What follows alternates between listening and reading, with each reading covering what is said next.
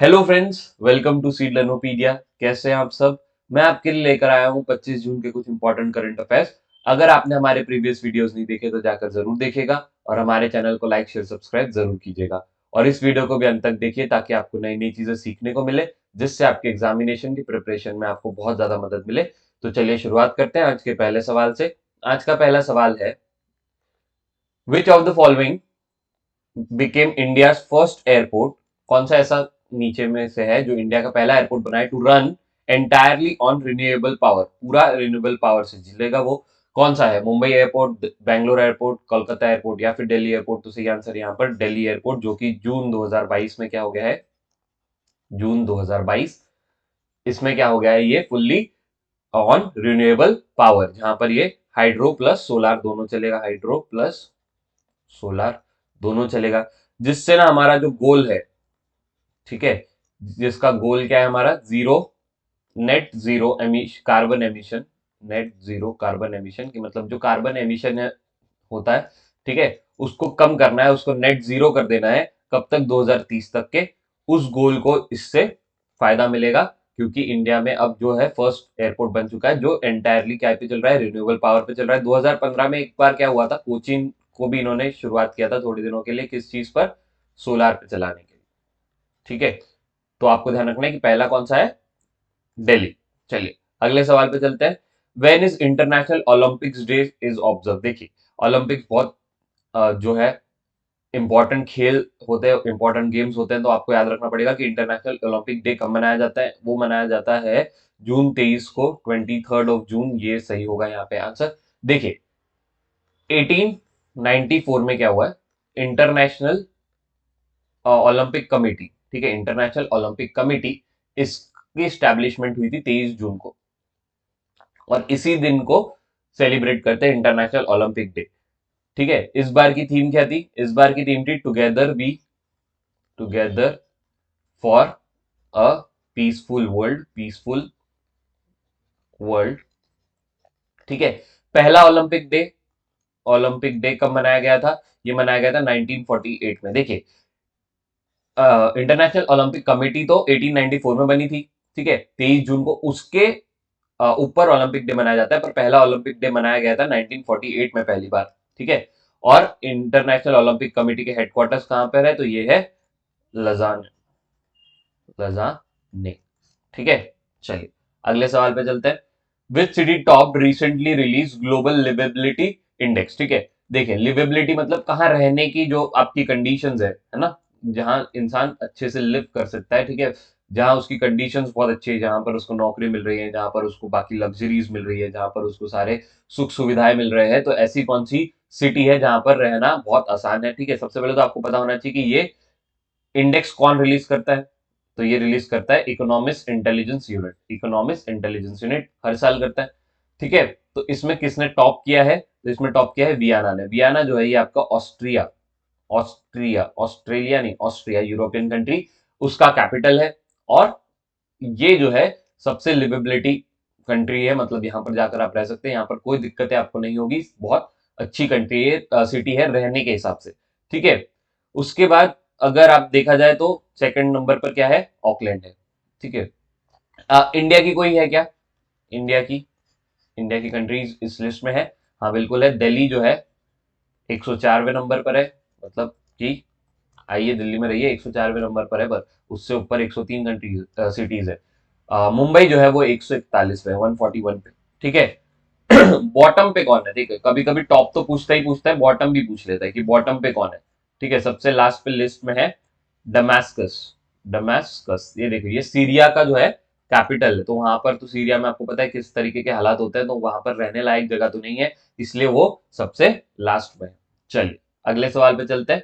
Name the portal that was recently launch by south Indian bank? South Indian bank ने recently launch किया था क्या portal for export import customers, corporate export import customers के लिए कौन सा उन्होंने लॉन्च किया है? SIB export, SIB online, SIB TF online, या फिर SIB ट्रेड? तो यहाँ से आंसर होगा SIB TF ऑनलाइन। ठीक है, ये एक 24/7 सिक्योर और सेफ प्लेटफॉर्म है। सिक्योर भी है, सेफ भी है, पेपरलेस भी है, कि मतलब यहाँ पर आपको सारा काम बिना पेपर के हो जाएगा। ठीक है, और आपको याद रखना है कि इसके हेड कौन है, एम रामाकृष्णा, रामाकृष्णा, किसके, साउथ इंडियन बैंक के, और इनके हेडक्वार्टर्स कहां पर है, थ्रिसूर केरला, थ्रिसूर केरला।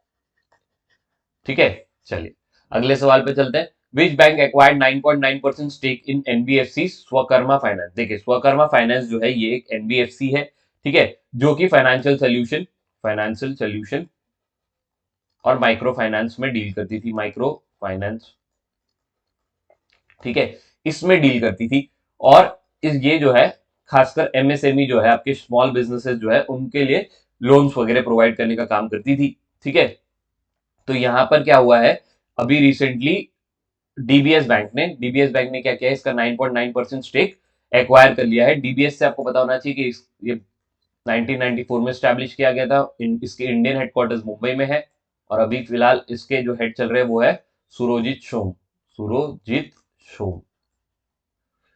ठीक है, और आपको ध्यान रखना है ये हर जगह काम कर रही है, स्वकर्मा फाइनेंस ये फिलहाल तो अभी गुजरात, महाराष्ट्र और तमिलनाडु में ही एक्टिव थी।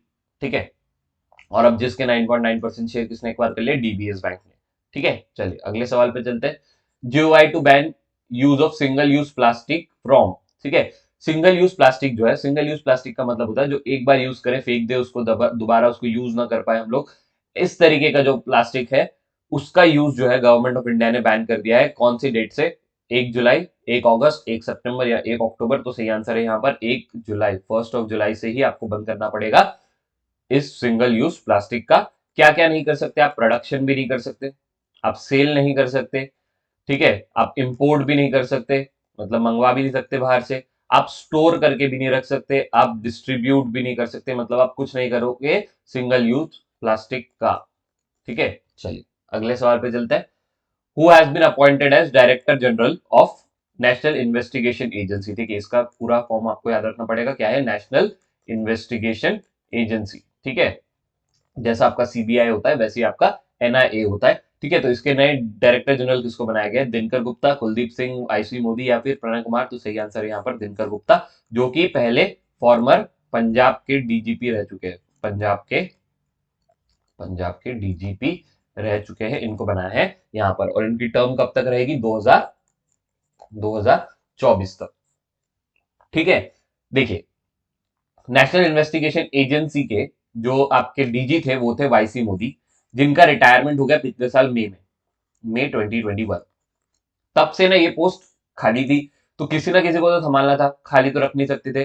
तो कुलदीप सिंह जो है यहाँ पर, इसको क्या किया, इनको क्या बनाया था, एडिशनल चार्ज दे दिया था डीजी का। इनके पास पहले से कोई चार्ज है, एडिशनल चार्ज का मतलब होता है कि जब तक कोई और नहीं बनता तब तक आपको हम एडिशनल चार्ज दे देते हैं। ये वैसे तो डीजी है किस चीज के, सीआरपीएफ के। ठीक है, पर इनको एडिशनल चार्ज दे दिया था एनआईए का। पर अब जब कि दिनकर गुप्ता बन गए तो इनकी ड्यूटी खत्म हो गई है यहाँ पर। ठीक है, जब तक कि कोई नहीं बनता, मतलब जो रिटायर होगा और नया बनेगा उसके बीच में किसी को एडिशनल चार्ज देंगे, वो कौन थे, कुलदीप सिंह। चलिए अगले सवाल पे चलते हैं। What is rank of Indian football team, ठीक है, in recently release FIFA ranking. ठीक है, यहाँ पर मेन टीम की बात चल रही है, सबसे पहले तो मेन लिखा होना चाहिए था यहाँ पर। तो उनका रैंकिंग क्या है, 103, 104, 105 या 106। तो देखिए 104 जहां जो इंडिया के लिए अच्छा है। ठीक है, 104 आपको लग रहा होगा कि बहुत कम रैंक है, पर इंडिया के लिए बहुत अच्छा है, क्योंकि इंडिया जो है पहले 106, 107 इस पर आ करती थी, तो 104 उसका ग्रोथ है। ये रैंकिंग कब आई थी, 23 जून को आई थी, 23 जून के हिसाब से। आपके फर्स्ट, सेकंड, थर्ड बहुत इंपॉर्टेंट होते हैं, इसलिए मैं वो बता देता हूँ आपको कि पहले पे है ब्राजील। ठीक है, ब्राजील फुटबॉल के लिए तो आपको पता है ब्राजील जो है कि बहुत फेमस है, बेल्जियम, और फिर थर्ड पर है आपका अर्जेंटीना, अर्जेंटीना। और इंडिया का रैंक क्या है, 104। देखिए ये तो है वर्ल्ड में। वैसे क्या होता है, एशियन फुटबॉल जो है आपका, एशियन फुटबॉल, उसमें जो है इंडिया जो 23 नंबर पर ईरान है। ठीक है, मतलब वर्ल्ड में जो 23 नंबर पर ईरान है वो एशिया में क्या है, फर्स्ट। और वर्ल्ड में 104वें नंबर पर जो इंडिया है वो वो जो है एशिया में कितने नंबर पर है, 19th। तो ये भी आपको ध्यान रखना है। चलिए अगले सवाल पे चलते हैं। वेयर इज वाणिज्य भवन लोकेटेड। देखिए वाणिज्य भवन, वाणिज्य का मतलब होता है कॉमर्स, कॉमर्स भवन जो है ये कहाँ लोकेटेड है, मुंबई, दिल्ली, भोपाल या जयपुर। तो देखिए रिसेंटली क्या हुआ है, मोदी जी ने, है ना, पीएम मोदी जी ने इनॉग्रेट किया है वाणिज्य भवन का।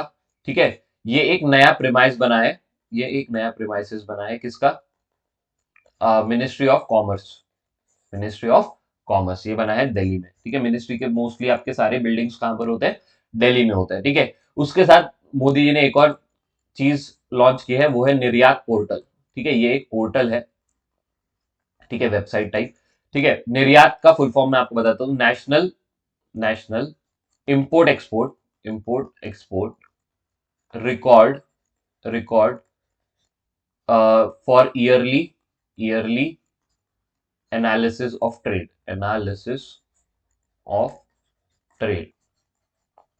National import export record of yearly analysis of trade. ठीक है, तो ये जो है आपका निर्यात पोर्टल, ये आपको इंपोर्ट एक्सपोर्ट के बारे में सारी जानकारी आपको फिंगरप्रिंट पे मिलेगी, फिंगर टिप्स पे मिलेगी, सॉरी फिंगरप्रिंट पे नहीं, फिंगर टिप्स पे मिलेगी। चलिए अगले सवाल पे चलते हैं। Which of the following bank launch customisable credit card, customisable credit card इनमें से कौन से बैंक ने लॉन्च किया है, Equitas small finance bank, Shivalik small finance bank, Utkarsh small finance bank या फिर एयू स्मॉल फाइनेंस बैंक। तो सही आंसर है यहाँ पर एयू स्मॉल फाइनेंस बैंक। देखिए इन्होंने एक चालू किया है एयू एल आई टी, ठीक है, जिसका नाम उन्होंने रखा है लिव इट टुडे। इसमें क्या होगा, जो क्रेडिट कार्ड आपको मिलते हैं, ठीक है, उसको आप कस्टमाइज कर पाएंगे, मतलब आपको क्या क्या फीचर्स चाहिए आप खुद बताएंगे। ठीक है, आपको वो फीचर्स कितने टाइम पीरियड के लिए चाहिए, ये भी आप खुद ही डिसाइड कर सकते हैं। दूसरा, अगर आपको जैसे फॉर एग्जांपल मल्टीपल कार्ड्स आपको रखने पड़ते हैं, शॉपिंग के लिए अलग, ट्रैवल के लिए अलग, और मतलब आपके बिजनेस के लिए अलग, ठीक है, ऐसे आपको मल्टीपल कार्ड्स रखने पड़ते हैं, तो ये आपको नहीं रखने पड़ेंगे। आप क्या कर सकते हैं, एक ही कार्ड में प्रेफरेंस दे सकते हैं कि भाई मेरा पहला प्रेफरेंस शॉपिंग है, दूसरा प्रेफरेंस टूरिस्ट है, तो उस तरीके से ये बनेगा। ठीक है, एयू के बारे में आपको क्या पता होना चाहिए कि इसके हेडक्वार्टर्स कहां पर है, जयपुर में है।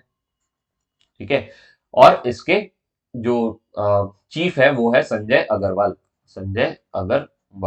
ठीक है, टीवी पर भी ऐड आती है इनकी, अगर आपको पता होगा तो। इनके ब्रांड एम्बेसडर मतलब जो कि इनके ऐड करते हैं वो कौन है, Aamir Khan AU small finance bank का। साथ में कौन है, आलिया भट्ट नहीं, आलिया भट्ट तो फोन पे में है, कियारा अडवाणी। ठीक है, तो आप ये भी ध्यान रखेंगे कि ब्रांड एम्बेसडर कौन है, कभी कभी ब्रांड एम्बेसडर भी पूछ लेता है। चलिए कुछ फैक्ट्स देख लेते हैं। पहला, international day of women in diplomacy, जो विमेन डिप्लोमेट्स है उनके लिए जो है ये डे मनाया जाता है, डिप्लोमेसी। ठीक है, तो ये कब मनाया जाता है, ये मनाया जाता है 24th ऑफ जून। चलिए अगला, रूमेली धर। ठीक है, ये एक इंपॉर्टेंट पर्सनालिटी है, ये आपको याद रखना है। क्या है, होता है किसी का अपॉइंटमेंट होता है या कोई रिटायर्ड होता है कोई पोस्ट से, तो वो आपके लिए इंपॉर्टेंट हो जाता है। ये एक विमेन क्रिकेटर है, इंडियन टीम के लिए खेल चुके हैं इन्होंने, 2003 में अपना जो है डेब्यू किया था, और इंडिया के लिए ये T20 टेस्ट और ओडीआई मतलब वनडे तीनों खेल चुकी है। 18 T20, 4 टेस्ट और 78 ओडीआईस के आसपास इन्होंने खेले हैं, और इन्होंने रिसेंटली क्या किया है, अपना रिटायरमेंट घोषित किया है। कुछ दिन पहले मैंने आपको बताया था कि इंडिया की जो सबसे महान विमेन क्रिकेटर है मिताली राज, इन्होंने भी क्या किया है, रिटायरमेंट घोषित किया, और इन्हीं के ऊपर एक मूवी बन रही है जिसका नाम है शाबाश मितू। चलिए अगले सवाल पे चलते हैं। श्री ग्रुप श्री ग्रुप इनके लिए एडवाइजरी पैनल बनाया है एक, आरबीआई ने एडवाइजरी पैनल, किसने बनाया है, आरबीआई ने। तो एडवाइजरी पैनल के कोई हेड होंगे, तो वो हेड है वीएन चलासनी। तो आपको ध्यान रखना है हेड कौन है, कमेटी किसने बनाई है, क्योंकि ये डायरेक्ट डायरेक्ट पूछ लेता है आपको एग्जाम में। कमेटी का नाम दे देगा और बोलेगा इसके हेड कौन है, 4 ऑप्शन दे देगा, ये चारों में से बताइए हेड कौन है। ठीक है, नेक्स्ट, वर्ल्ड्स लार्जेस्ट बैक्टीरिया। ठीक है, साइंटिस्ट लोगों को ना वर्ल्ड का लार्जेस्ट बैक्टीरिया मिला है, जो कि आप नेकेड आइज से भी देख सकते हो, मतलब आप आंखों से भी जो बैक्टीरिया दिख जाएगा। ऐसे नॉर्मली बैक्टीरिया जो है वो आंखों से नहीं दिखते।